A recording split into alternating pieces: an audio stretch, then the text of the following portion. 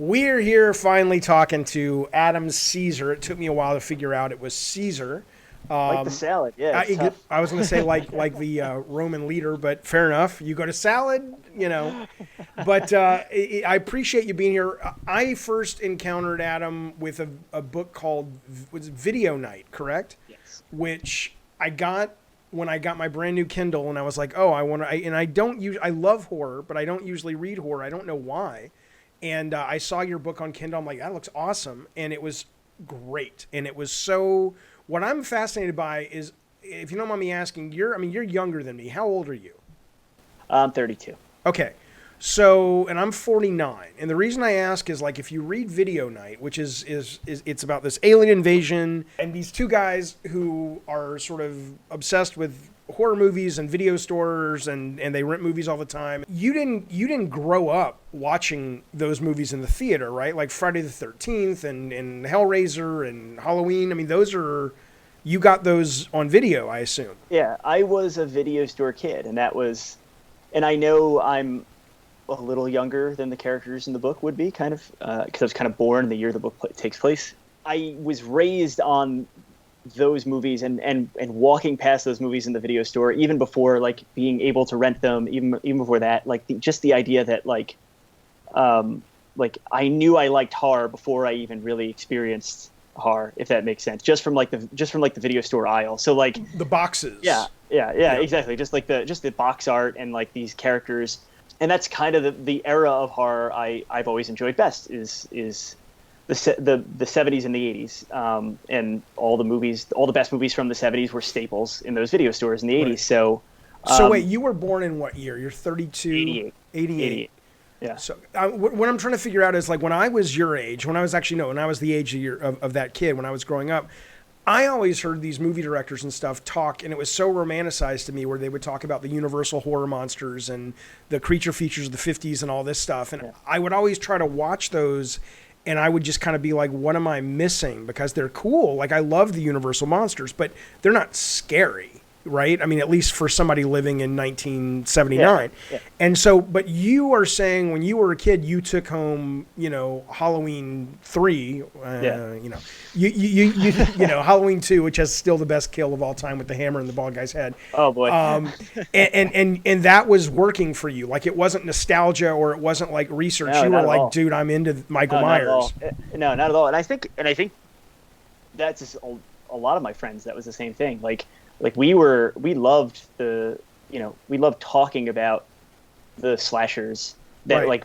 it was clearly some kids in the group like hadn't seen them, and like right. the idea, that mythology of like, especially like the new Friday the 13th box that just came out. Like, I saw it. That's it's beautiful. very, very nostalgic of like I remember talking about Jason Voorhees before I even saw one of these movies. Right. Like, Oh, really? It was like, yeah, they're you like just knew kind who of Jason like, was. Yeah, like the idea of like these mythic, like legendary characters like Frankenstein, like Dracula, like the Wolfman. But that right. was, for us growing up, that was the that was the canon of monsters, was Freddy and Jason and Michael, and so I think very much, and those movies scared me so much and had such an influence on me.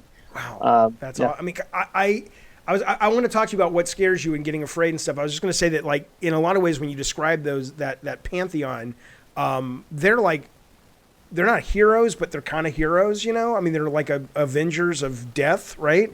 Like, me and my kids and my ex did a drive-through haunted house the other night. Okay. And at the end of it, there was a guy dressed as Jason, and your windows are up. They're either wearing actual mask or horror mask, and he was obviously wearing a horror mask, and he's standing on the docks of Crystal Lake, and it was like he comes up to the window and like is kind of putting his hand on it, and I was like, it's Jason, and my ex is like, dude, that's just some guy. I'm like, I know, but it does something to you. It's just they're rooted in your fucking brain. And if you grow up with them or grow up watching one video, what do you think it is about the slashers that connect with certain people so well? I think it's interesting because I think there is, and I love these movies and I love their sequels, but there is diminishing returns with a lot of the sequels, and I think there is, especially with Freddy, there is like a, you said it best, like they're not heroes, but they kind of like Freddy starts to be the hero of like, it's not, Yeah. it's not Heather Langenkamp. It's like Freddy is like the hero of those later ones because he's such a personality. And I think there is, if you go to, like, I don't know, I'm sure you've gone to video game conventions, but if you've gone to horror conventions, like there is like that almost memification and like, Mickey Mouseification of these characters. That's true. Which is a plus and a minus. Like I really do enjoy, like especially like if I hop on like Dead by Daylight or something like that. Like I'm Michael, and like right. I want to play as like the licensed here. You know what I mean? Right. Like I want to be Freddy, or I want to be Leatherface. Mm-hmm. Like, and it's because I have affinity for those characters. Even though if you watch the original Texas Chainsaw Massacre, there's nothing warm and cuddly about no Leatherface. There's nothing like he's just terrifying, and that movie's terrifying, and it's only really later that you get a kind of recontextualization of these characters. But I think that's their versatility is what people like about them. Right. They like that the initial time that they saw them, they were terrified of them. But as they become fans and as they kind of inure themselves to being scared of these characters, they're like, that's my friend, even though it's not. Like, it's like, very true. Yeah. It's very true. And I even wonder how much of it is, I mean, this, I don't want to over romanticize it, but I reverted for a brief moment driving my car with my kids and my fucking ex-wife. I'm certainly not 12 anymore, but I reverted to that.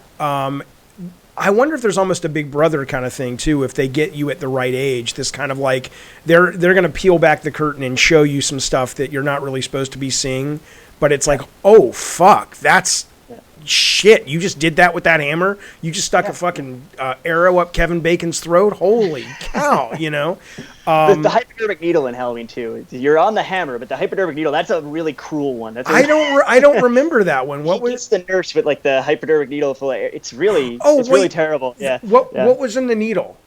I think, is it air? I'm pretty like. Oh, okay. There's one where I saw somebody do like yelling at me. Yeah, I know. I think it's just an empty syringe, and it's like a really brutal scene. But yeah, I think that's part of it, where it is, and that's that Big Brother thing where, even if it's not the character is your big brother, these movies are almost your big brother, because I think these movies have a lot of like illicit things, and if you're watching them on HBO when you're not supposed to be, and if you're like, they're your first interaction with something that's taboo and that's transgressive in a certain way. Right. And we're going to get to Clown in the Cornfield in a little bit, and that is, I mean, I haven't read all your books, but that's probably your biggest tip of the hat to the slasher, correct? Definitely. Okay. Yes. I wrote one kind of slasher before. I wrote a book called The Con Season, which is about like psychopaths who put on a horror convention.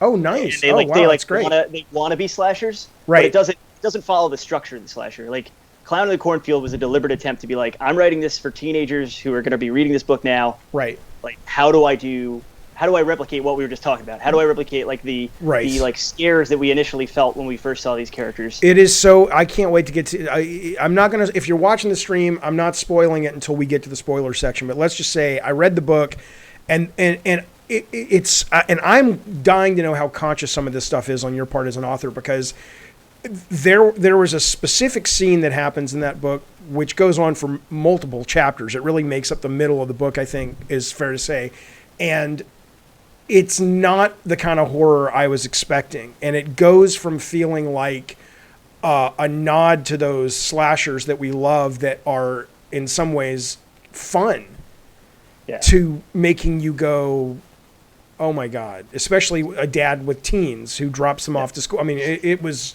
great, but horrible. Well, I hate to, I know it's horrible, but I like hearing that, because it's like, it makes me feel like I was successful in what I was trying to do. It was very cool in a crafting way. It was like, holy fuck. Let's talk about horror in general first, right? I read a book recently. I'm still noodling with this idea of doing a horror video game. Would be my first like real horror video game. I'm not sure if I'm going to do it or not. But I read a book. I saw the video where you talked about it. You should do it. Well, there's like 4 different ideas, and that's one of them. But I read this great book called The Monster Show. It's by David Skal. I don't know if you've heard of it, but it goes from the late 1800s, like with like the French, I think it's called like Grand Guignol or Guignol, which is sort of, if people watching don't know, it was like live theater, but it was really fucking dark and disturbing and gory, and how that led into the silent film horror and led into Universal and led into the 60s and and it was an amazing book.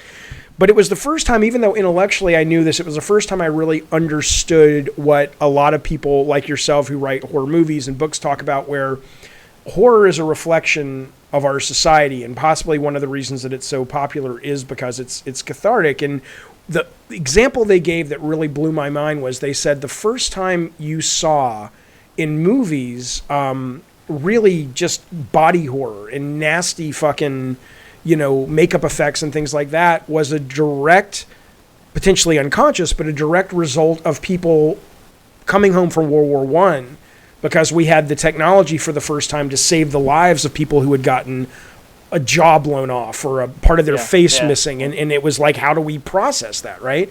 And so my question is, now I have two questions for you about that. The first one is, now living with terrorism in our lives, living with the pandemic, living with social upheaval, school shootings. I mean, this is, my heart breaks in a lot of ways for my kids and their friends, because they don't get the childhood that I got. They probably don't get the childhood that you got. I mean, it's not carefree.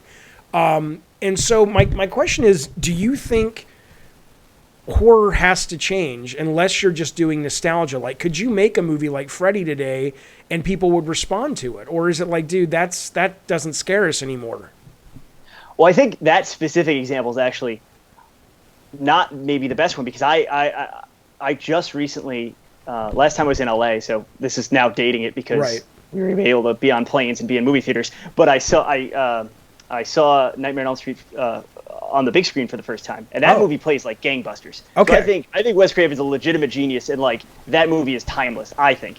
But I think there's something very true about what you said about like horror being reflective of each of the anxieties that we're facing. I think horror does change, and I think it changes somewhat subconsciously. I think there are always kind of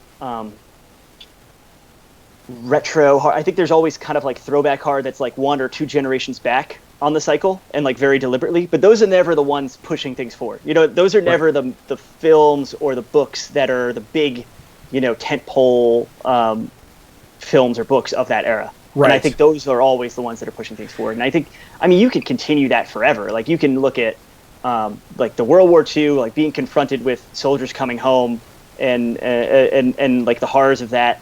Like, yes, it breeds a boom in horror. And then you have Vietnam. Like, you have like Tom Savini was like I believe he was a photographer in Vietnam. So like all of his gore that like he did in all these movies, like for Romero, for Dawn of the Dead, like he was basing that like on his like anatomical like background. Right. Like, so like there, and you have Romero, who is a very socially conscious and politically conscious filmmaker. I think it just kind of naturally happens, even in kind of the most popcorn series. I think even if you look at Friday the 13th and the sequels, where the first one is let's rip off Halloween, but they do it in the most lurid way possible. So they don't do it the way that Halloween did it, which is interesting, because it starts another kind of branch on the evolutionary chain. Right. And then as you further codify Jason as like when he gets the mask in 3, when Jason becomes kind of Jason, those are the Reagan era, like horror movies. And what do you think that was representative of? Because you had Freddy, Jason. Freddy came a little later, but you certainly had Freddy, Michael Myers, and then I guess, God damn it, I'm wrong. Jason and Michael Myers, and then they brought in Freddy, they brought in Pinhead. When you say Reaganomics and the Reagan era, what is that about that type of horror? Do you think that spoke to that era? I don't want to get too deep in the weeds of like my interpretation, because I don't know. I was an English major. I want your interpretation. What's interesting is, to me, I think there is a certain apoliticalness to Jason and to the later Friday films. I think they're almost a Rorschach test. I think if you are more conservative, you're going to see you're gonna like look at a more conservative view of this. Like the horror is not gonna land as much for you as this is like these are transgressive teens who I like watching, Right. get their comeuppance, and like almost like a status quo theme to like don't do these things, don't Right. trespass on Jason. And I think some of that is a little retroactive. Like we're adding the screen rules. We're adding like the Right, right. don't drink, don't smoke, don't have sex, like rules to something that's like, yes, all these young people do that in these movies, but that's what young people do. So Right. maybe it's not quite. I mean, I guess you could potentially argue because AIDS was a huge thing. Maybe the sex thing got a little bit. I don't know. All I'll tell you is because when I read your book, when I read Clown, I was just like, is this conscious on your part? And it sounds like it was. I think it is. I think in my book it is, and I think in some of these films it definitely is. And I think in First Nightmare on Elm Street, I would argue is not even really a slasher. Like it is a supernatural. It's a horror fantasy thing, yeah, right? Exactly. Like kind of like a ghost movie, kind of like I mean, even though you have that structure of kids getting killed, picked off by Freddy, he doesn't operate on the same way, right. And the film structurally doesn't operate on the same way. What I was doing, I was fairly conscious of it, okay. And I tried to be subtle about it. Even the title, it wasn't until after I closed the book and I'm like, oh, you motherfucker, Clown in a Cornfield. Now I get it. I thought I got it, and then I got it. You know what I'm saying? I don't even think that. I think the title might be you're reading like that one. Really? I'm not going to give you that one. I like that one. Okay, but then I'm pretty fucking good because that's a good reading of it. I think that's a perfectly valid reading of it, but I think maybe. Okay, well, okay. And that stuff's in there in the book, but like I don't know if it goes as explicit as just being in the title, because I think the title's just the title is what you get. The title is sure, but you're familiar with the meme though, right?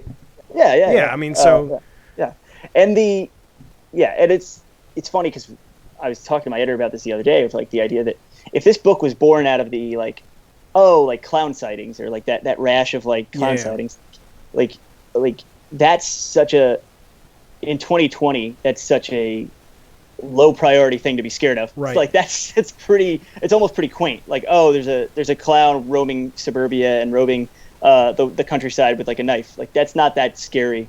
Right. When you look. Are you a guy who's afraid of clowns? People are like, I'm not either. I don't get it.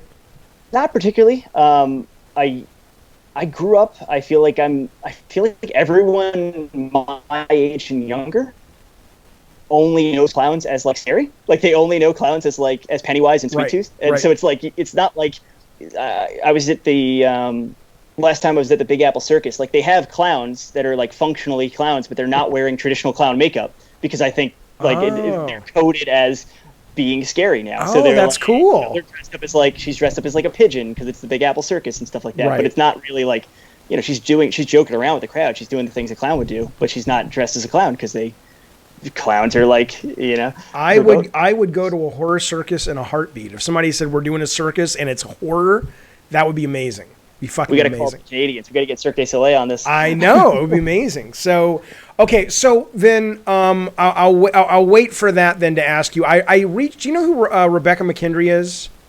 Yeah. Okay, so I was on Shockwaves. And Fangoria, and she's director. She's great. Yeah. She is, and her and I talk from time to time on Twitter, and I asked her. I said, well, when COVID was happening, I said, what do you think, subconsciously or consciously, that this particular thing is going to do to horror? Like, what are we going to see coming out of the pandemic in terms of how it infuses? And I don't mean literally like, oh, I'll tell a story about a bunch of kids who are housebound, but what at a subtextual level, do you have any? I'll tell you what she said, but I want to see what you say first. It's interesting. Like you said, in a literal sense. Did you watch Host? Have you seen Host yet? I hear it's awesome, but I have not seen it. It is good, but I will say the first 20 minutes of it, because I've been on so many Zoom meetings and all that, like I had like Zoom fatigue when I sat down because it emulates like a Zoom meeting so perfectly that I was like, I immediately recoiled from the movie because I was like, I don't want to be here. Sit in a Zoom meeting, even though I know it's a horror movie. So it's like I'll say that like I'm writing stuff and I'm just straight whole cloth being like, I'm not worried about like, oh, well, when does this take place? Would they be in quarantine? I'm like, you know what? In this universe, COVID didn't happen. Right. Just so like, I think on that level, like maybe that's how I'm dealing with it, is that I'm somewhat ignoring it or like thinking of fictional worlds where it didn't happen. But I think we're going to lose a lot of communal stuff. I think movie theaters are like, Regal already said like, they're going like really part-time and they're letting a bunch of people go and AMC as well. AMC, the same thing. And they're losing their leases on a lot of these places. Like, how are you going to like renew a lease in a mall when you can't show movies, when you can't have a business? So it's like, I think of like the death of that kind of stuff and how movie studios are getting us more used to streaming everything, getting us more used to being like, this is the movie now. This is going to the movies now. Is renting it or Netflixing it. So like I look at that and I think it's probably because that's the thing I'm interested in, because I'm interested in going to the movies. I think there's going to be a butterfly effect of like, I'm just focusing on that, but I think it's going to be other parts of society where we're more reticent to gather in large groups or more like it's just gonna. And I wonder the impact that's going to have on our psyches and what that's going to speak to and how we're scared and why we're scared of things. Like I'll have like anxiety dreams now about like being in a crowded place. Like I'll have just like anxiety dreams about like, oh, like I shouldn't have done this. I forgot that this was happening. I probably shouldn't be at this horror convention right now, even though it's a dream and I didn't forget. Like, you know, like I'll have like moments like that. And what's weird about that is that because the country, you know, and I think it's fair to say it's meaningfully divided. If it's as bad as people say, who knows, but it's divided. That almost like your branch of what scares you, and I'm with you. I mean, I'm doing the mask and I'm doing the social distancing and all that. But there's a lot of people who are like, fuck that, I don't give a shit. And so to them, they're probably going to have a totally different movie that connects for them about this experience. I bet. Yeah. You know, that has nothing to do with distancing. I bet. And I bet it won't.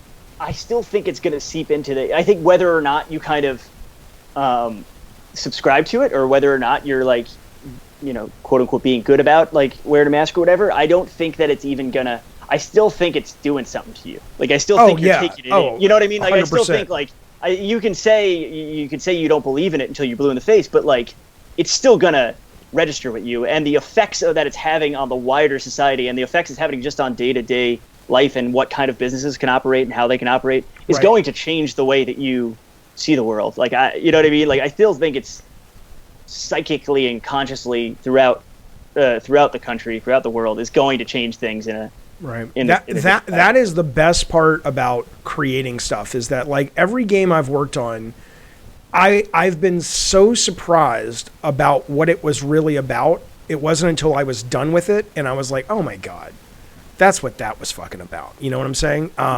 Some stuff was conscious, but a lot of, that's one of the joys of it, I think, is sort of like working out shit that you were aware you were dealing with.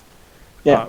And I think art that is too on the nose and too like pointed with its timeliness or with its message. I don't consider myself. I've never written something with a message because I don't think it's my job to teach anyone anything.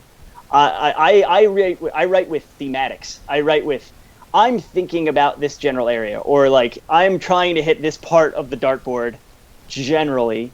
And I'm going to try to tie a lot of character and plot and description and all different things back to that theme generally. And then once the book's printed up, you know, it becomes someone else's when they're reading it. Like their read is completely valid. I'm the author. I don't get a say in their brain. So whatever. Like that's kind of how I view it, and I think that that's not to negate what you're saying. I completely agree with you. That is the wonderful part. But I really do view it that way, and it's a way because it's a way I was a film major. I like writing papers about movies. Right. And in so many great films, I have a completely different read than if you listen to a filmmaker, especially with some distance. If you listen to a filmmaker 20 years afterwards talk about a movie, they're almost always changing the story. They're almost always changing kind of what they're saying, and I just never believe it. Like I'm just like, that's not like, as someone who's semi-academic about this stuff, it's like I almost am like, you don't get a say. I'm working with the text. I'm drawing examples from the text and working that way is how I approach reading something. Yeah. Well, and I think you're right that it becomes the audience's once you let it go. I mean, for me, like if the one that struck me the most that I worked on was God of War, and to me, God of War was about family and about working too much and putting too much of your ambition into your career at the expense of your family. But I totally see that. Yeah. Right. But a lot of people are like, dude, and look, I mean, I'm fucking 45 pounds overweight, but people have written me and said, dude, God of War made me get in shape and it made me get healthy and it made me lift weights. And I'm just like, okay, that was never on my fucking radar. So good. That's awesome. That's awesome. But that's cool though. That's it doesn't Kratos is jacked. Like, of course, like it makes sense. Like, and he's like a badass, and you like, there's something very enviable about his position, even though he's tragic. Like, so they're completely right. Yeah, it's cool. Like it's very, very. I love that. Let me ask you about. So this is a book from Harper Teen, right? Yes. So I read an interview with you, talking about how sort of. I mean, everybody knows that the young adult market is. I mean, honestly, the last time I've been in a bookstore, it's been like months. Yes. Oh, and yes. I'm just holding up my. Yes, as you, my screen's tiny. It's a great book. It's a great fucking book. It reads like butter. It's great. It's great. And there are some great. No. There are also some just wonderful.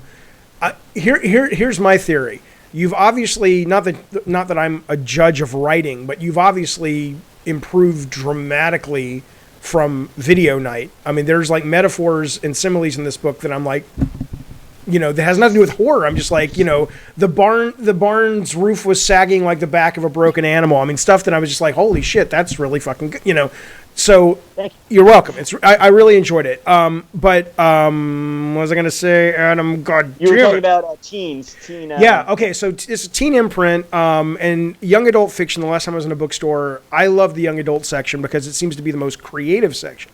But I wasn't aware that horror was kind of making inroads, and this isn't really young adult. It's teen because this has a lot of it's got swearing in it. It's got drinking. It's got insane gore, which I'm going to read some passages because I love it.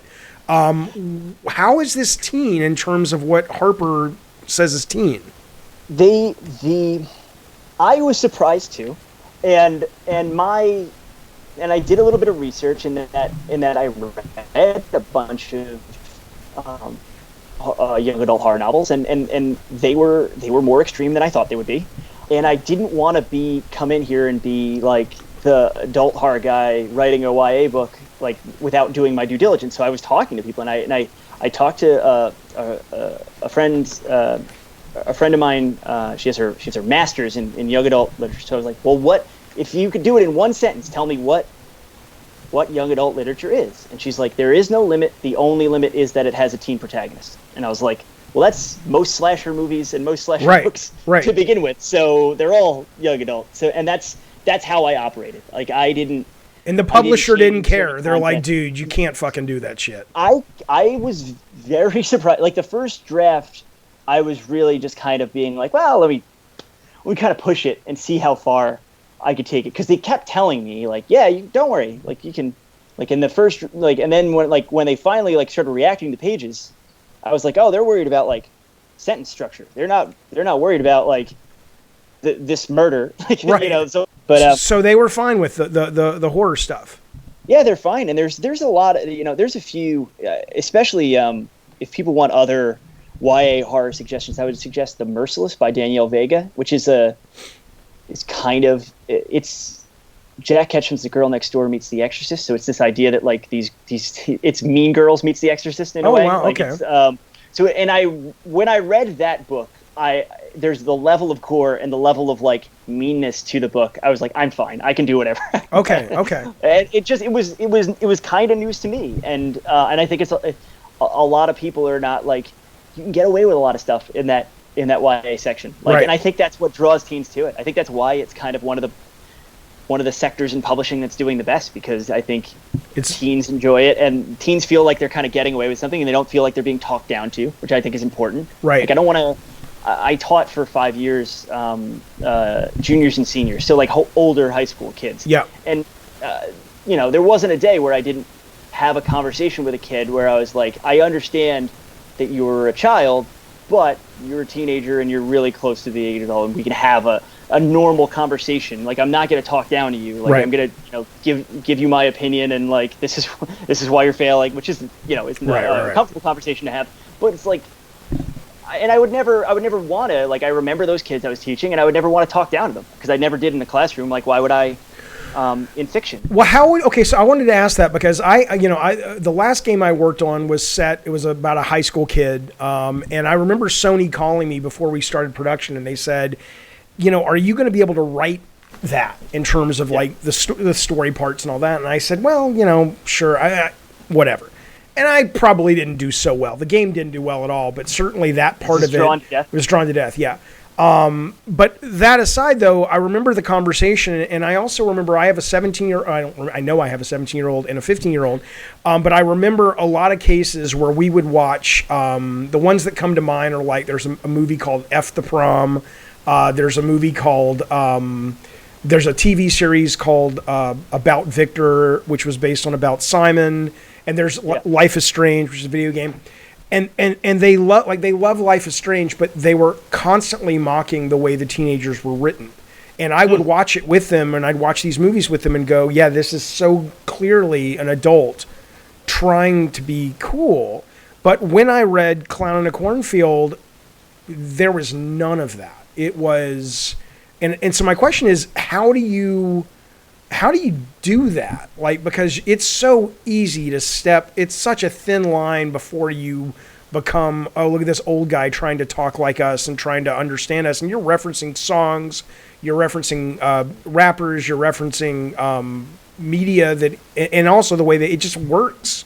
What is the process? I wonder. I wonder how much time I have, because I was, when I was drafting Clown, I was still teaching in a Philadelphia high school, so it's like I heard kids every day, but I wonder as I get older if I'm gonna continue to be able to do that. I just think it's almost like don't overthink it. I think there is a level of have them speak plainly when possible, and have their points of reference be things that they teens wouldn't have certain points of reference that you or I would have. Right. And just trying to recognize that and trying to cut that out and being like, they don't have, like, it's a little bit of just like imaginative, like if I were 10 years, like if I grew up and I only grew up kind of in the big, like I couldn't remember the Bush presidency. Like if I couldn't remember that, or, every day I was having lockdown drills. I didn't remember a time when this wasn't weird. Right, right. You know what I mean? Like it was a lot of that. It was a lot of pretend you don't remember when certain things started. Okay. I think it's and I. But you were conscious about it. You were going, I need to thread that needle. Yeah, I was somewhat conscious because I wanted to. I write a lot of dialogue. I try to reveal characters through dialogue, and I try to reveal plot through dialogue whenever possible, because I think there's a lot of, like, especially with prose fiction, you can get caught on the crutch of inner monologue and description and be like, that's, this is how I can advance a plot point, or this is how I can advance. It's like, to me, it's, since I come from a film loving background and somewhat of a screenwriting background, it's like, okay, if this is for a script, they would have to communicate this by talking to each other. So I just try to have it be as naturalistic without being natural as possible. Like, natural dialogue is a lot of a lot of the way I talk, like a lot of ineloquencies, but naturalistic is there's an uncanny valley. We're kind of okay for the way kids talk in a book, and still somewhat different than the way they talk in real life, but not like, hey, old man, like not making them kind of Bart Simpson caricatures. Like that's that I think some teen media falls down on, and some doesn't. I think some is quite good. The inner monologue part. So I watch a lot of horror. I read more horror comics than it's very rare I read horror novels. Like I said, I don't know why. This book has sort of reminded me, hey, there's this genre there you probably really dig. But this in particular, and I know there's sort of a subgenre like slasher horror that's, out there, but in particular in this book, it was really interesting to me because you talk about your influence in movies. The two things that struck me is really, I wanted to ask you about. The first one is, in most slashers, you don't have the benefit or the burden of the inner monologue of these characters. And so when they die, it's more funny. It's like a theme park ride. It's like, oh, look, the stoner kid, he's such a caricature. He's gone. That was fun. Yeah. In this book, there are characters. I mean, you devote, if not chapters, very large chunks of a chapter to, I won't spoil anything, but there's a character in the book who's got a stepdad and, all that stuff. And she doesn't make it out of the book alive. And it's like, in a horror movie, I would just be like, oh, that's a fucking great kill. But I've gotten to like this character, and she's not the protagonist. She's just, she's a co-star. And I'm like, really, I like her. And then, so I'm just wondering, when you kill a character like that in a novel, that had much more impact to me I mean, is that part of the reason you like the prose approach to horror versus like just making a slasher film? I mean, if I could make slasher films, I'd do it all day long. Okay. But I making a movie is so much harder, and I love the written word because I love its ability to do that. Like, that character gets. It's funny because if you just filmed that scene, like you said, she gets one of the more over the top deaths. She gets one of the more like cinematic and ridiculous deaths. But yes, but she is kind of like my favorite character in the book. Like she's really interesting. Depth to her and interesting to her, and it really comes down to like the moment of in the outline, this character, it makes plot sense for this character to die, and it makes sense to make the reader feel something deeply that this character die. Right. At that moment, and going out the way she does is a way to complete her arc, even though she has an abbreviated arc. She kind of completes her arc in that moment. But that's the way I think about it. I think about it as like arcs, and I think about it as like I want all characters. There's some real bastards in the book too. Right. I like. There's some real bastards in the book that like kind of see where they're coming from. Like, and I really wanted to push that. I really wanted to be like, there's certain characters in here who are doing the wrong things, and not for the right reasons, but at least you can empathize with their reasoning, and you can empathize with who they are and what they're going through. And you don't, I think it's just a space thing. Like, you don't have the time in a 90-minute movie to do something like that. Yeah, but the end result, though, because you don't have the time, it's amazing the effect it has on an audience. Because let me just read for the people watching. This is the character's death that we're talking about. Spoilers. Yeah, well, you're not. I'm not going to tell you who it is, but it's a character that Adam has absolutely endeared. At first, you don't like her, but he's endeared her to. I would imagine a lot of readers, certainly me. And so she's out in the cornfield with her friends, and this is what it says. It says, the clown, who's the bad guy, broader in the chest and shoulders than Mr. Vent, made a complete 360 in a ballerina's pirouette. He's got a buzzsaw in his hand. Coming back around into a second swing, the circular saw cut Janet's head. Shit, I said her name. Cut Janet's head from her body. She fell backwards in halting, dislocated heap. The pop of the handgun sounding only once as Janet's head hit the dirt. So, sorry about that. Again, this is spoilers. I'll put a thing at the beginning of this that there's spoilers. Yeah. But, I mean, this is a character that I really liked, and it's not like, oh, she died of, like, cancer, like, The Fault in Our Stars, and at the end, oh, the protagonist died. It's like, what the fuck? You just fucking killed Janet? She was awesome. And so... I know. Yeah, I know. That is cool, man. It makes me want to read a lot more horror versus just watch a lot more horror, because having that inner monologue, I think, was really important for my response to it. Related to that, because when I was a kid, and I don't know if this was still happening when you were growing up, every time a movie came out, for the most part, you would get a novelization of the film. It's like Clash of the Titans, or it's like everything. And they don't do that as much anymore. I have to assume that they did that for Friday the 13th, Halloween, whatever. But when you're writing the killer, when you're writing, and that always hung me up when I was writing, trying to do my horror game. It's like, unless you just say, look, they're a fucking force of nature. They don't have inner monologue, because the minute you start giving them that, it becomes very difficult to other them in a lot of ways. Yeah.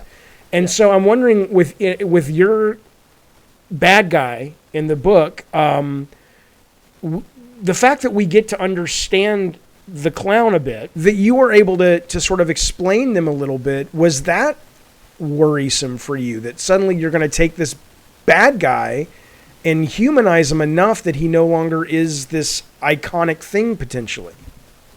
Yes and no, because I'm like a student of the slasher, and I think the Friday the 13th, the first one, is a mystery. It's a whodunit. Like it's right. not a very good one, because they hated the first one. Kind of rush Pamela Voorhees in there at the end, but it's working in a tradition that was set up by like Graduation Day and all these other whodunit slashers. So there's the whodunit slasher, and then the kind of supernatural slasher, and which is what all the franchise ones kind of become later on. Right. And Halloween is from the beginning. There's the Halloween strand and the whodunit strand. Like, okay. We know it's the Shape. We know it's Michael Myers because Donald Pleasance is running around town telling everyone it is. Right. So like we know who it is.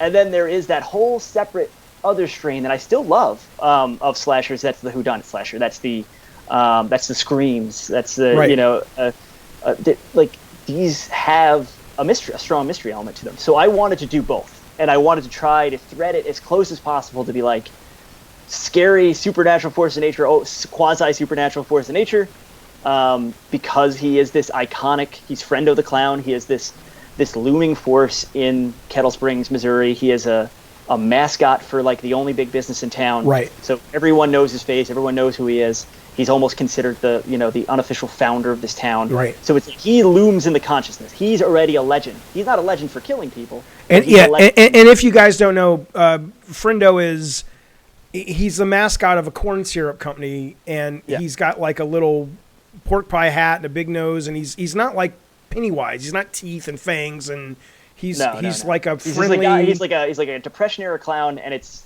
someone wearing the clown mask. So right. It's a mask slasher.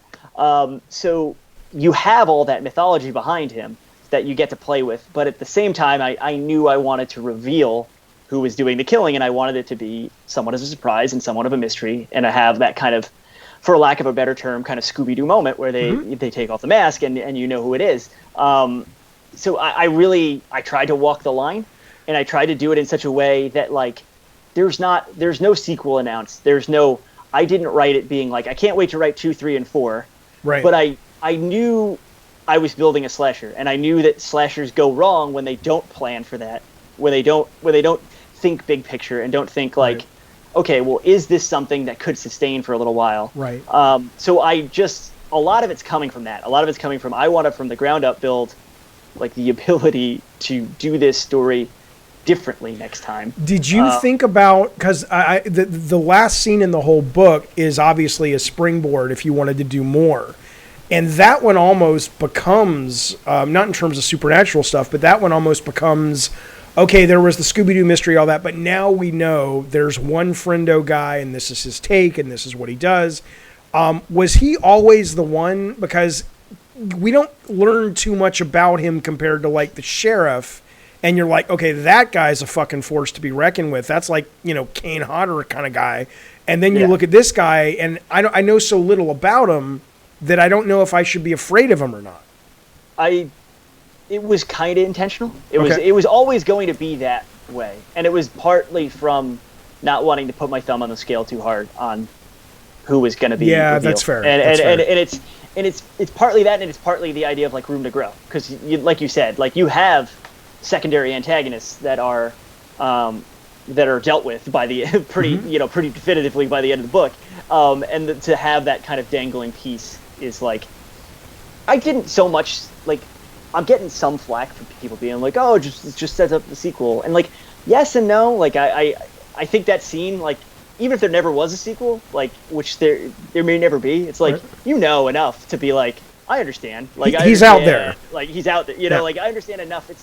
It's the hand at the end of Carrie. Like, right. Like there is no Carrie. Well, actually, there is a Carrie. Too, right. But it's not necessary.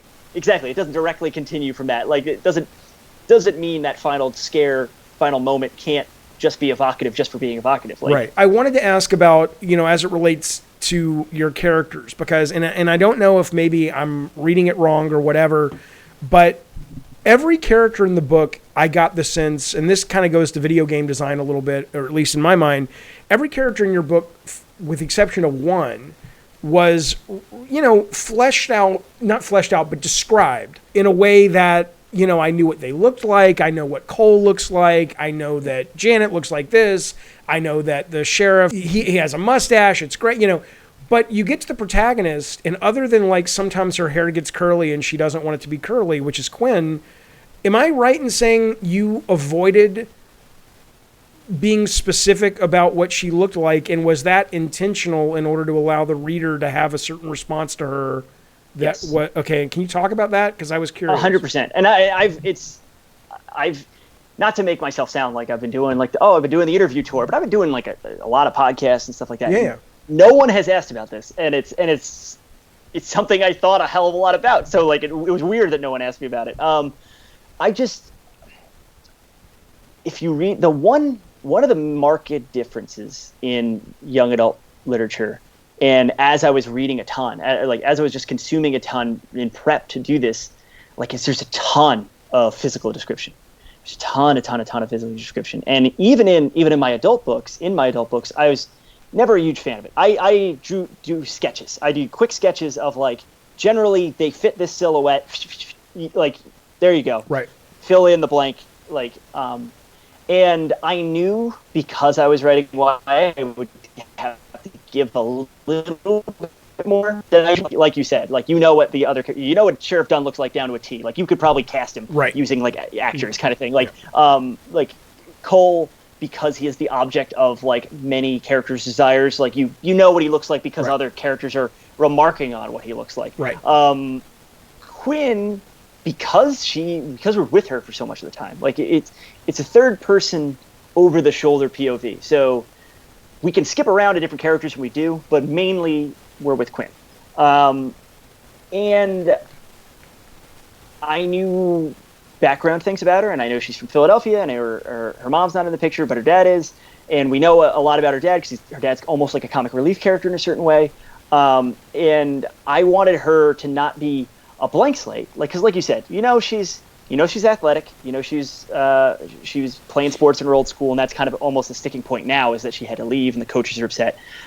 We know that it's more of a character thing than a physical description thing. Like you said, the curly hair, because she gets that from her mother, and there's a ritual that she flat irons the curl out of her hair, and it's almost like a debate of which Quinn do I want to be now? Do I want to keep the curl? Do I want to not? Do I want to kind of conceal, or do I want to be a new person in this new town? And there's not that much else physical description, and that was I'm amazed I was allowed to kind of get away with that, because YA kind of craves physical description. But you did it for what reason? You did it to... I did it so that, if there's...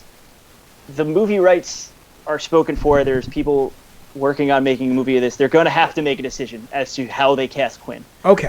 In my mind, I have a picture of Quinn. I kind of have a guess who board of Quinn. Right. And I'm kind of not saying. Okay. I know exactly what she looks like to me, and I'm kind of guessing however they cast is not going to be my guess who board. Okay. And I don't want any one reader, especially I absolutely love that you read it and that you enjoyed it. Yeah. But and I don't mean it as an insult when I say you're not the target audience. And even the people that read my books, that have read all my other books, are not my target audience. My target audience is a 16-year-old, 17-year-old girl who walked into Barnes & Noble and is like, oh, it's Halloween's coming up, I'm going to grab this. Right.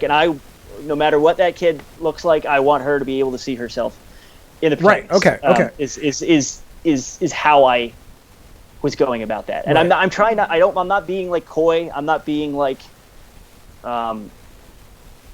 or anything. I'm not being any kind of I'm not trying to make any kind of statement with it other than to say you could literally cast her as anyone.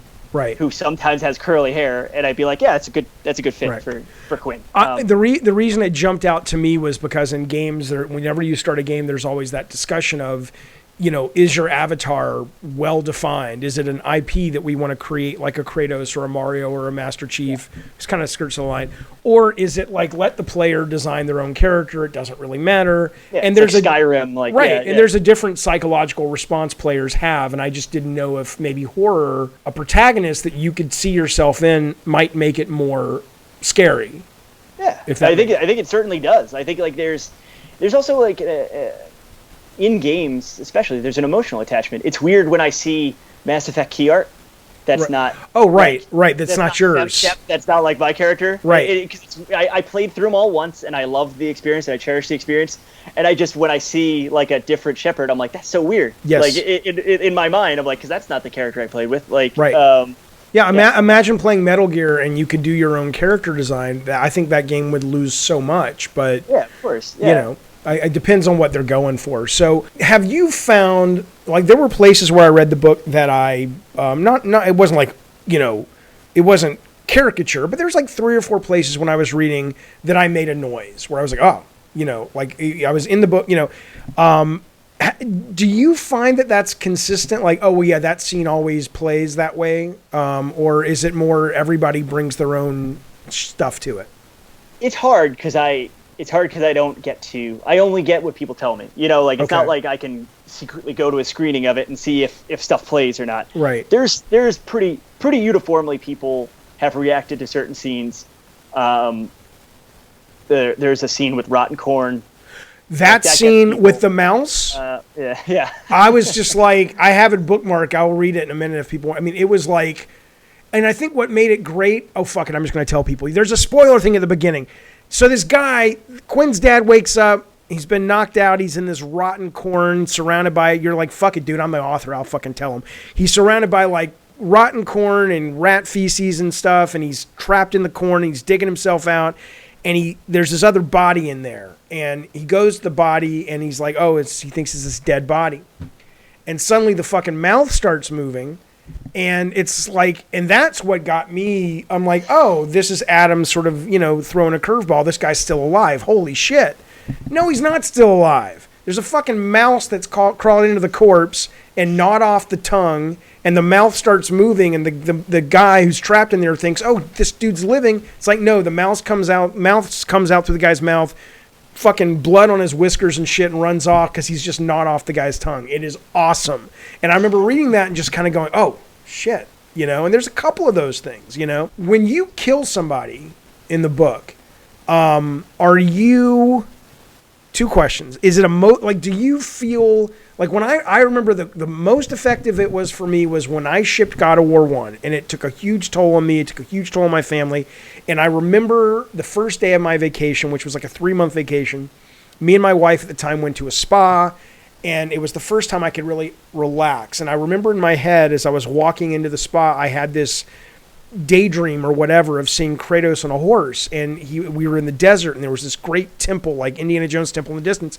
And I remember saying to him, he was like, I want to go. He was almost like a puppy who wanted to go play. And I remember like in my fantasy, I was just kind of like, I can't do that anymore. It's too much for me, but you go. So he's beckoning you. He's like, let's go fucking explore, And I'm like, dude, just go. And he's like, are you sure? I'm like, just fucking go, have a great time. And he rode off with a big smile on his face. And I know he's not real, but in my head, he's real, right? So when you're writing these characters and then you kill them, is there any emotional response to that, or you're like, fuck no, Jaffe, look, I'm gonna fucking put a goddamn crossbow bolt through this kid's head? I kind of do. Like I think it's hard because I'm of 2 minds about it. There are the kind of author, and I respect them, and I think that's a totally valid way. There's the kind of author that will like post on Twitter, post on Facebook of like, oh, my characters did something, like they act like their characters are a separate part of themselves. Like, oh, my characters did something to screw up the plot today. Like, I've heard that. Yeah. And in my mind, I'm always like, that's not the way I write. That's not the way I view things. And I'm like, they're not real. Like, and if they screwed up the plot that badly, maybe you should think about rewriting it. Like that's my right. mind, that's where my mind goes to. But I will say the character we were talking about, and a couple of other characters, like, I feel the same sadness I would hope someone feels reading it. Like the idea of like, I've gotten to like this person. and they're not there anymore, like is a real kind of sadness. It's not comparable to like a real person going, and it's not comparable to someone I know going, but it is like I'm trying to elicit a feeling from the reader, and if I don't feel that myself to some degree, then it probably isn't going to emotionally land, because if I'm just like, fuck them, like if I do that, like it probably is going to read as glib, or it's going to read as like he doesn't care. So like if I can't kind of at least coax myself to a certain extent to that emotional moment, I understand that it's probably not going to work, or it's probably going to feel disingenuous. That's my take on it. There are some characters that really surprise me that are barely a blip.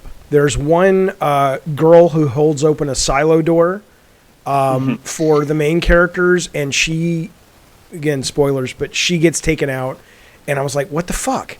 What the fuck, right? And there's another character who's wearing a Hawaiian shirt, and you dedicate maybe about 3 paragraphs to him, and then you kill him. But I was amazed that both of those deaths affected me. And I don't know if it was just you wrote the gore really well, but you know what it was? I think, and I don't know here's what I want to know. How conscious was this?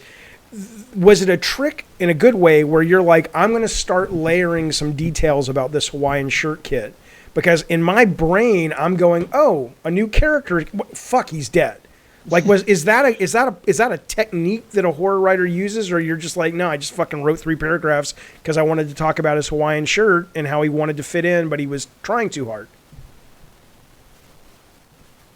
I think it's funny because I can't 100% remember. I think for the first girl, for the siloed gore, the answer is a little bit easier because I was writing from the perspective of a character who'd grown up with her. Like, because it's like, I also think like there are like minor characters and major characters in everyone's high school and like middle school career. But sometimes, if you went to the same elementary school and it fed into that high school, you've been with these kids you have a history. Even if you barely talk to a kid, you have a history with the kids you were in high school with. Yeah. So I think that first girl, there's a shorthand there because they know her, the character that's the character whose perspective we're in now. They've known her since since grade school. Right. So like they have a shorthand there, and it's easier for me to like be like, whoop, okay, well, there was here's something about them, and here's something how they relate to them. Just their attitude towards this character tells you enough about what level of friend they were and their relationship.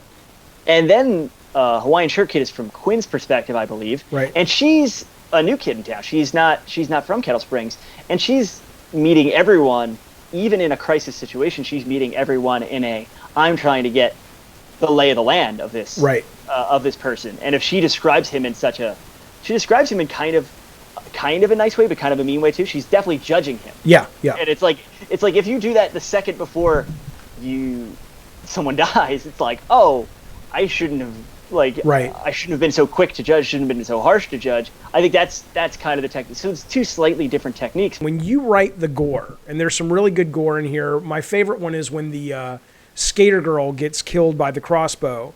And you talk about how it kind of like finds this little space, I forget how you worded it, between her, this little hollowed out space, and Quinn thinks the arrow missed, and it didn't miss, and it went clear through her fucking skull. And the eyeball came out. Is that like, do you have to like research anatomy? Is it fun? Is it disturbing? Like what is your process to kill somebody gorily but satisfyingly in a book? Here's where I've given you very diplomatic and very like thoughtful and very like artistic answers for everything. But here is the moment where I do like with this stuff. I enjoy like the work of Tom Savini. I enjoy the work of Rick Baker. I enjoy gore. I like there's nothing new under the sun in a certain extent. Right. And when I see a movie that's like an okay to good, well-constructed movie and the gore sucks, right, especially if it's one of these types of movies, I'm like, why would you, in my mind, when I see a movie like that, and I feel like several recently, especially with CG gore and stuff like that, in my mind I'm like, and there is good CG gore, like CG gore can be done well, but there's, in my mind, when you have like lame kills or when you have lame gore in a movie that kind of showcases this stuff or is meant to showcase this stuff, I'm like, what the hell are you doing? Like, that should be the least expensive person on the call sheet. Like, just hire someone that knows how to do this. Like, so I bring that kind of horror snob mentality to my writing. Like, I want to try to do novel physical violence. Sure. And I also try to do stuff that, like, if you read it, it's not so over the top. Like, people aren't like exploding or whatever. Like, it's stuff that's like is specific enough and small enough that, like, you know, you've bent back a nail and you know how that feels. Like, right. like stuff like that can possibly have sense memory for readers. That's not so bombastic and so out of the realm of possibility. So, like, stuff that you really could, like, have a satisfying, like, you know, to, like, is really what I'm going for. You know, I'm sure my hits are just as good as my misses, and, like, but I'm always trying for that. I'm always swinging for that. Like, right. Well, did the kills intentionally get better or more? Because, like, you have the first 2 kills in the book is obviously my favorite character because his name is Jaffers, Mayor Jaffers. He dies fine. I think he gets his throat cut or stabbed or something, and then you've got the first teen that dies in the living room, and it's a nice battle, but it ain't nothing compared to your kills later. Is that an intentional ramping up of the gore? That definitely is, because it's also like some slashers have signature weapons, and then some do not, and some use unconventional weapons, and some do not. And in my mind, I was like, let's get sharp objects out of the way. Like, let's get. I think it's an ice pick for Mayor Harlan Jaffers. Yep. And I think it's and it's just a straight up knife. Right. For the next character that goes. And I also wanted to do a knife kill in a way that's like, no, getting stabbed isn't a quick. Like, that's not a. There's no, like, a knife's not a gun. There's no just like stab, stab, stab. Now you're dead. Like, you fall down. You know, like a Shakespeare play. There's like stab, stab, stab.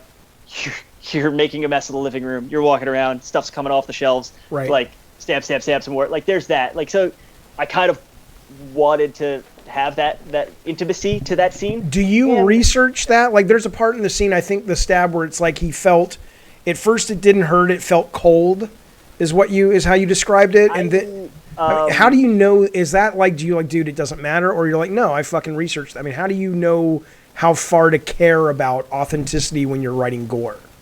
It's funny because I don't know if that exact line I looked up.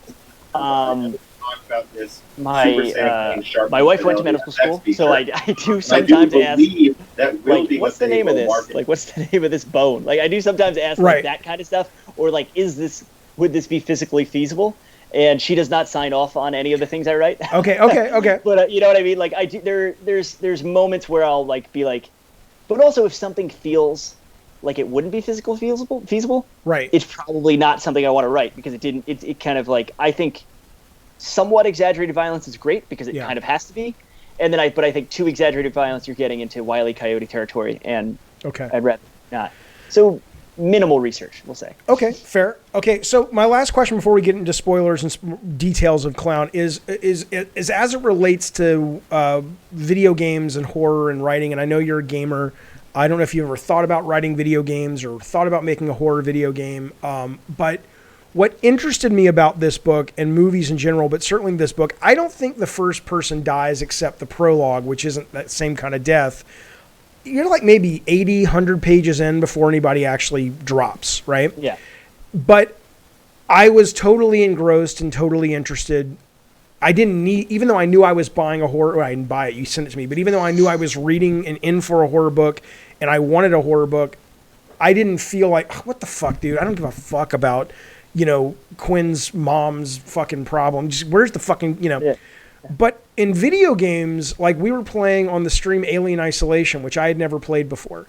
And I turned off the stream. We played something else after like 20 minutes because nothing was happening. And it's like, people are like, it's slow burn horror. I love slow burn horror. But slow burn horror in novels or in movies, even though you're not seeing the killer, you're getting some humanity, you're getting some things that you can relate to, you're getting some aspects of the world from an author's view that is interesting. In a video game, you're literally just wandering through halls waiting for something to happen. So I'm curious, since you're a gamer, are there games that you feel do actual horror well in a way that evokes a kind of feeling you're going after as a fan? It's interesting. first of all, I think what's interesting about that alien isolation observation is I think one, your stream, it's like different. It's like am I streaming or am I playing? And I think two, I think games have gotten this certain level of you understand that you're in an 8 or 10 hour experience, so they feel like they can, go different directions with things. And it's interesting to me. It's interesting to me as someone who is like, I've written scripts for movies. I have option scripts. I've written comics. I've written short stories. I've written, I've written stuff that's been adapted for audio. So like, I've written kind of a lot of the major genres, like a lot of the major mediums, like a lot of the ways you can write things.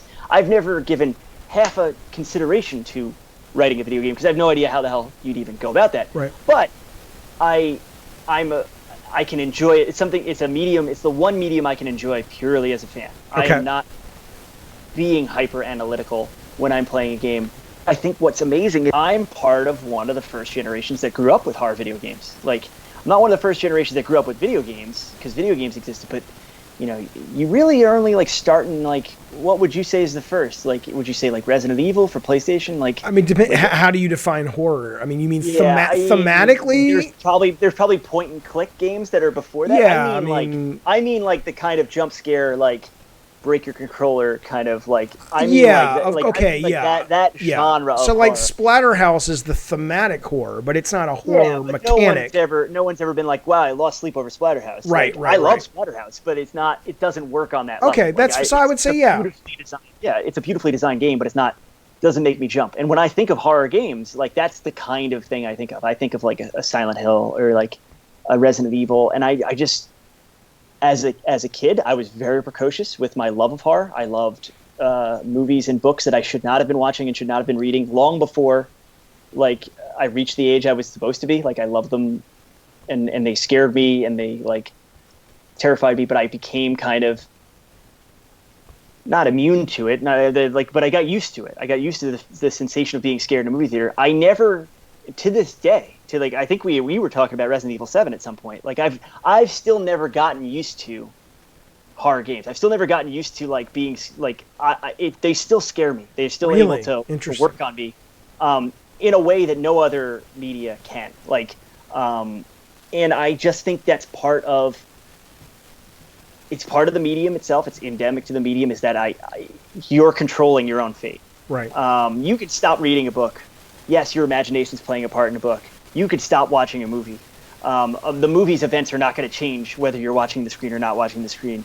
The games are, and that's something, that idea of agency and that idea of responsibility. Like, here you go, you got eight handgun bullets left and 1 green herb. You're screwed. Like that idea that plays on my anxiety along with what's happening on the screen. Okay, let's get to Clown. We're going to spoil the fuck out of it now, so deal with that. The main friendo, I'm spoiling it now, is, what's his name, Arthur? Yep. Arthur Hill. Yep. Right. So he's the guy who ran the factory, and it was a corn syrup factory. And his granddad came up with the Friendo the Clown mascot and used it to sell corn syrup and all this stuff. And at the end of the book, you say something like it's his birthright or lineage or something because and at first I was like, oh, well, yeah, because the granddad created the character. Now he's going to go off in the world and be the character and kill people or whatever he's going to do. But then I was just like, you know what? And maybe this was intentional, maybe it wasn't, but I was fascinated by the fact that his granddad is also in the killing business, really. I mean, his dad's probably killed more people with his corn syrup than Frendo's ever going to kill, right? I mean, was that an intentional expression of something, or it's like, no, Jeff, you just don't worry about it? I don't think you're wrong. I think there is. I have, like, I've high fructose corn syrup is in everything, right. And it's like it is kind of, it's bad on a lot of fronts because they talk about Tillerson's bee field. Like, this is his bee field. He's getting a subsidy for this. It doesn't matter. We have too much corn. Like, right. We'll just let it lay fallow for all this corn's gonna rot and it's kind of gonna go to waste. And it's like, it's kind of true. Like, we do incentivize people to grow food we may not eat because of like this one thing. Right. Like, so I do think yes, I think that's one of those lighter ones. Like, I'm not really trying to drive that home. I think that's perfectly valid. I read a piece that you know, all my reviewers, everyone who reviews the book on Amazon and likes it, is that helps me out so much. But then there's the people that go above and beyond and like do like actual like real like deep dives. And someone had brought up the idea that it's almost like it's like the ultimate slasher product to make, because you use Caro syrup, you use Caro corn syrup to make fake blood. Oh right, yeah, there you go. Fake blood, and they were like talking about it. I was like, damn, that's really good. Like, and that's something that's completely subconscious. Like I didn't. But that's a completely valid reading too. Right. So, but there's definitely like, you know, make Kettle Springs great again. There's definitely, I mean, when I was reading it at first, I was just like, this is like Halloween meets Footloose, right? I was just like, it's this town of, you know, parents that are like, don't dance, don't, you know, but it became more like, you know, I know you're saying you didn't want to put your thumb on the scale, but I mean, this is a liberal book. Right? I mean, this is, and this is a great spoiler. I love this part. At the end of the book, and this was like, what the fuck? The whole book you set up this guy Cole, that in my mind I'm thinking is like Cole Sprouse from Riverdale. Like the whole book has kind of a Riverdale flavor in a great way. And Quinn, and I'm like, okay, they're definitely going to hook up. That's what the thing is. And at the end, it turns out that the two male protagonists, like, I mean, I'm telling you, this is where my nasty fucking mind goes, right? Is I'm reading this book at the end, and Rust, who's kind of you set up as the object of affection for Quinn competing with Cole, I'm like, they both show up. She saves the day, but they both save the day as well. Like, they're all heroes at the end of the book. And I'm like, which one she's going to pick? And in my fucking dirty old man mind, I'm like, she's picking them both, and they're going to go off and have a good time tonight.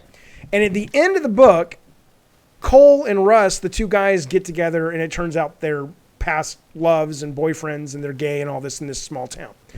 And I thought that was great, but I'm like going, okay, there's that. There's Make Kettle Springs Great Again. There's, you know, you rotten kids who basically are on your phones all day. I mean, to me, this very much felt like a left-leaning take on things, which as a left-leaning guy, I liked, but I'm wondering, A, is that my read, but that wasn't intentional? And more importantly, if it was intentional, was there a fear of alienating audience members? You're like, fuck it, I don't give a fuck about that. I want to write the book I want to write. I mean, talk about that a little bit. I'm just curious.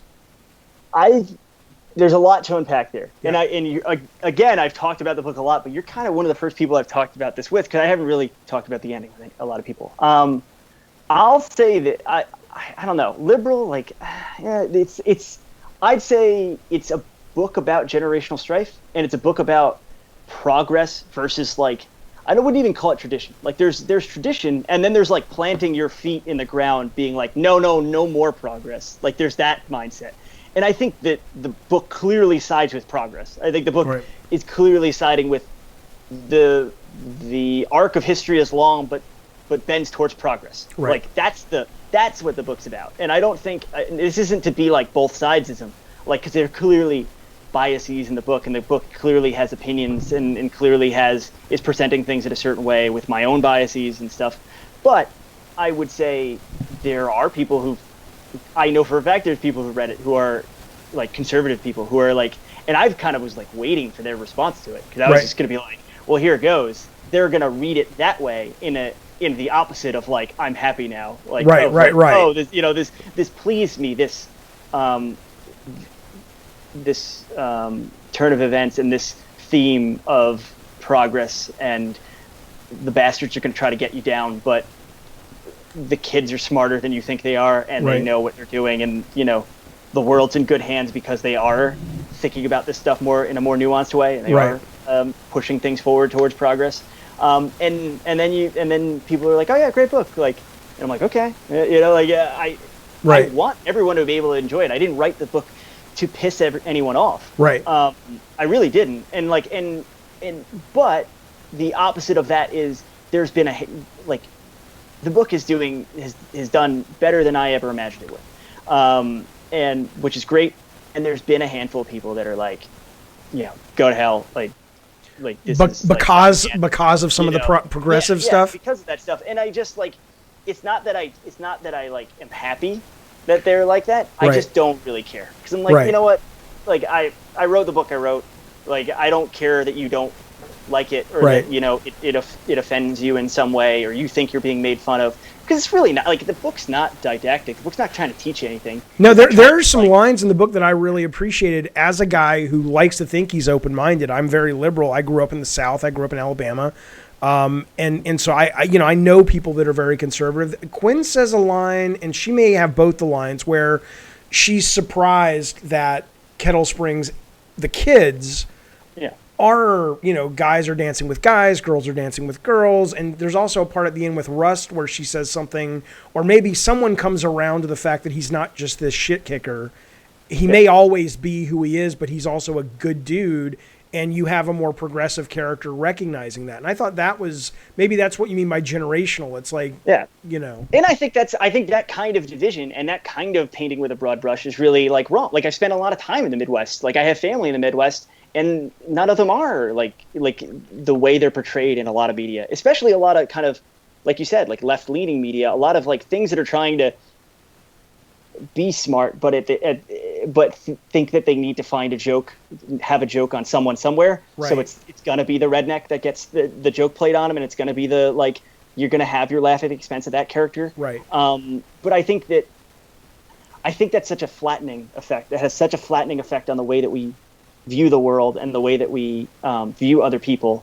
Like, there are no person is a broad caricature. No person is a secondary character. You know, like, right. I've never met one. You know what I mean? Like, everyone is more nuanced than most people are giving them credit for. So I think there's something to that, and that's almost something that I think a conservative audience can enjoy about the book, is that, like, look, you're not getting, like, I'm not calling you like any kind of like invectives. I'm not calling you a name. I think there are good people and bad people in the world, and the good people have good bad parts in them, and the bad people have good parts in them. And like, okay, 2 more questions about the book, and I know we've been talking for a while. I appreciate all the time. It's just, I could talk about this for hours. I love hearing your take on this stuff. I don't think I've ever talked to a horror writer before, so I'm just like, oh, tell me how this works. But so the scene, the first couple of kills in the book, you would be forgiven, and I think this is intentional, if you feel, oh, Adam has created a new slasher and he's going to just hang out with Michael Myers and all these, you know, he doesn't have any supernatural powers, but he's going to fucking kill people, and he's got a cool costume, and that's what this is.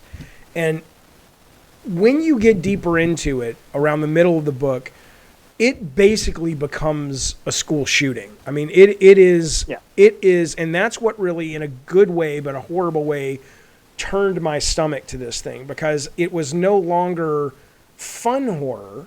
And I don't even know, I'm sure horror writers and horror creators have a term for, there's a difference between sort of thrill ride horror and then disturbing, I don't like this, but I'm compelled to continue along this path horror. And I don't know if there's a lexicon for that, but but it twists, because all these kids, if you're watching and you haven't read it, they go into the cornfields to have this big kind of party, you know, high school party, beer and dancing and whatever, kind of typical party. And it looks fun and all this stuff. And suddenly this guy comes out of the cornfield dressed as a clown. So it's like Michael Myers meets the fucking Columbine shooters. He comes out with a fucking crossbow, which I loved, because I hadn't really seen that much as a murder weapon, and the way you describe how hard it is to pull it back and load it and stuff. And he just starts killing these fucking kids. And the way you write it feels very much like when you hear these kids talk about what it's like to be in that scenario. And I was just, you know, as a dad with teenagers who go to high school, I was just like, that went from, it jumped the tracks in a great way of being fun horror to being, I don't like this anymore, but I like it. You know what I'm saying? I mean, that was obviously intentional, I assume.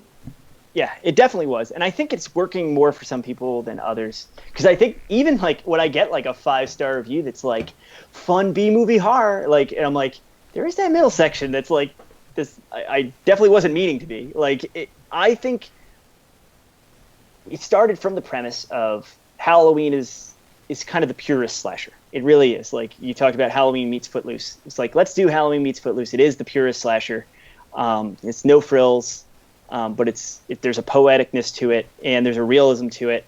But that wouldn't maybe necessarily scare teenagers today, because teenagers aren't scared of one guy with a knife. Like, they're scared of their friends with AR-15s. They're Right. scared of so it really did come out of that. Like what would this scenario be like? It wouldn't play like, oh, fun, like goofy stoners getting like hacked up with a machete.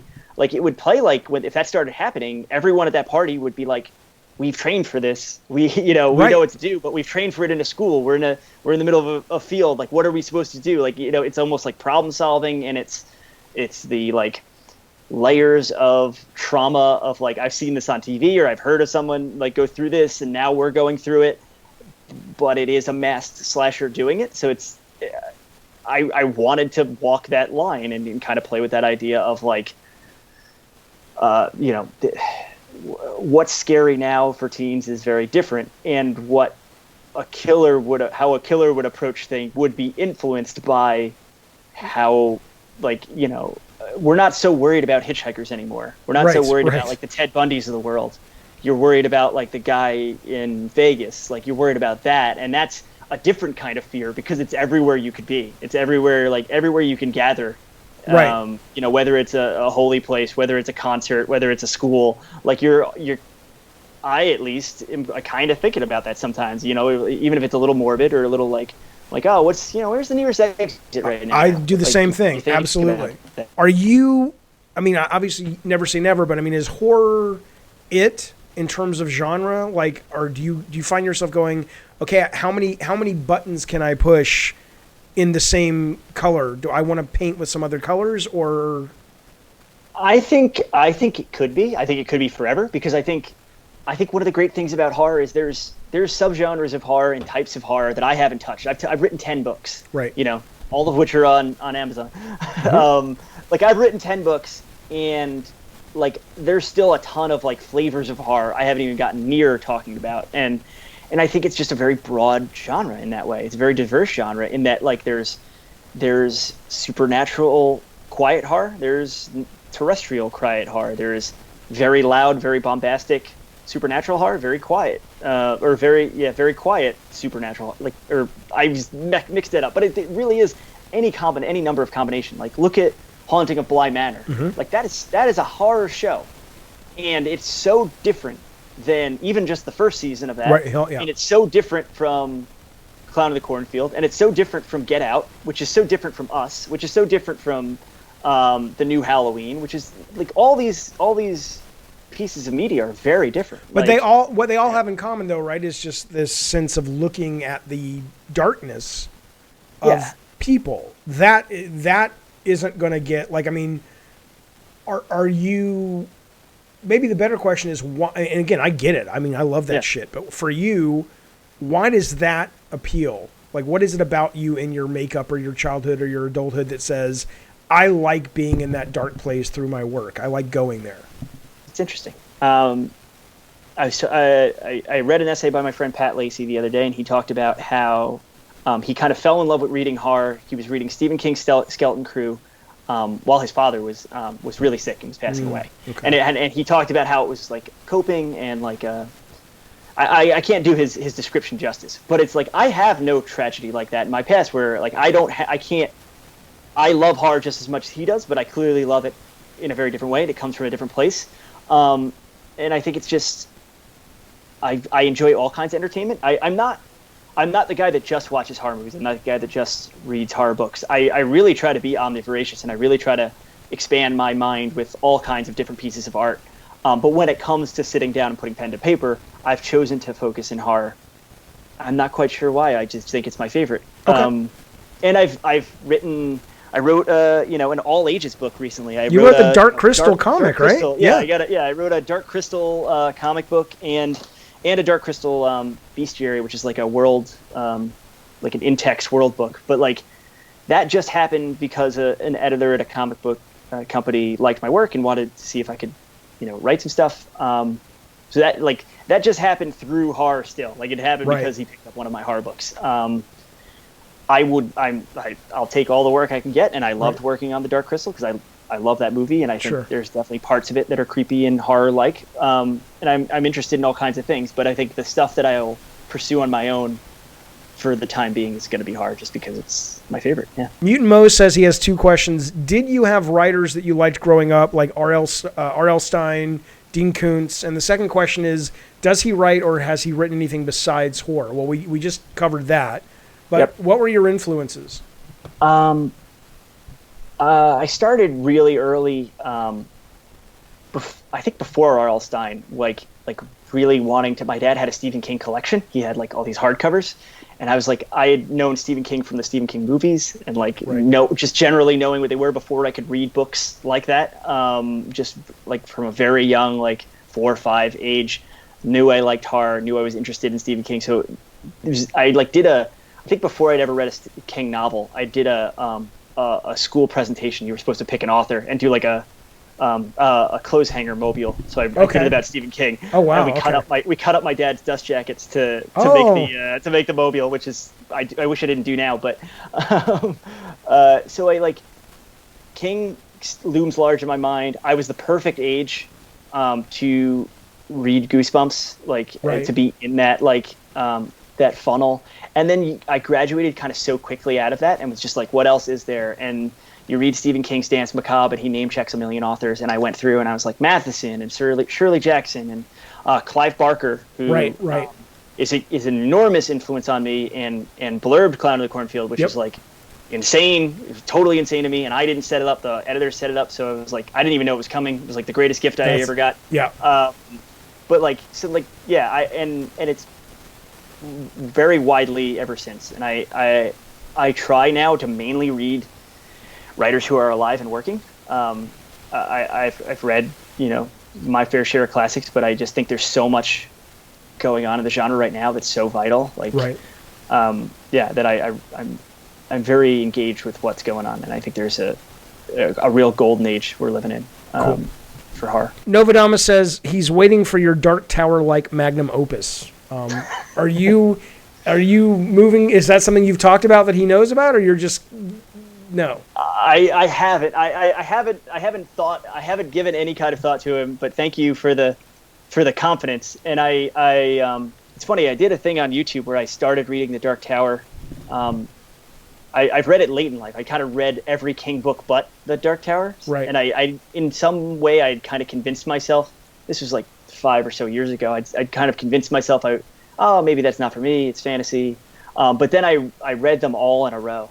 And I was trying to document my reactions as they were going. But by the time I hit the 3rd book, I was like, never mind. This is just for me now. I don't want to talk to you two about this. Right. But yeah, it's like my favorite thing King's ever written, and that's saying a lot. But he connects what Novedamus was implying there is he connects like all the his mythos in the Dark Tower, and everything connects. And I so resisted doing that. There's like one reference to my book Tribesman, which is my first book, in the con season. So that's like the only connective tissue any of my books have. Okay. And like I've like ended the world like twice in my books, so it would have to be different. It would have to be different universes. But at some point I will write something that's a series. At some point I will write something that feels big. Right. I've written a lot of like kind of short, punchy, one-off books, but at some point I do intend to write something like big and huge. It's probably not going to be quite as long as the Dark Tower, but at some point I want to. Yeah. Okay. Final 2 questions. Favorite author? Favorite author. I name-checked him already, but let's say Stephen Graham Jones is, if you haven't read him, he's incredibly prolific. His new book is called The Only Good Indians. It's just unbelievable. He's like, he can do so many things because he makes me laugh every page, but also like his books aren't comedies. Like they're not openly funny. There's just something funny about them, the way he writes. And there's something in this new book that's just like terrifying. Does he write horror, or is he? Yeah, he's written in different genres. But the new book is a horror book, and it's unbelievable. I would highly suggest people check it out. Okay, excellent. Adam, we did it. We did it. That's the chat. I got to tell you something. I very much appreciate it. Anything you want to add? I know we covered a lot, but yeah, no. I thank you. I just want to say thank you for having me for all this time. This was a great conversation. I hope I hope your stream didn't get bored with me. No, I'm gonna put it up on YouTube. I'll tighten it up. I'll put all your books up, and so it'll people have an idea. But this is, where's my camera? Well, nobody can see me because my fucking thing's all small. But it's really fucking good. Adam's got it up. Clown in the Cornfield. It reads great. It reads fast, and it is not what it seems. It's in the best way possible. So, Adam, thanks tons, man. Much appreciated. Thank you so much. And I hope to talk to you again in the future.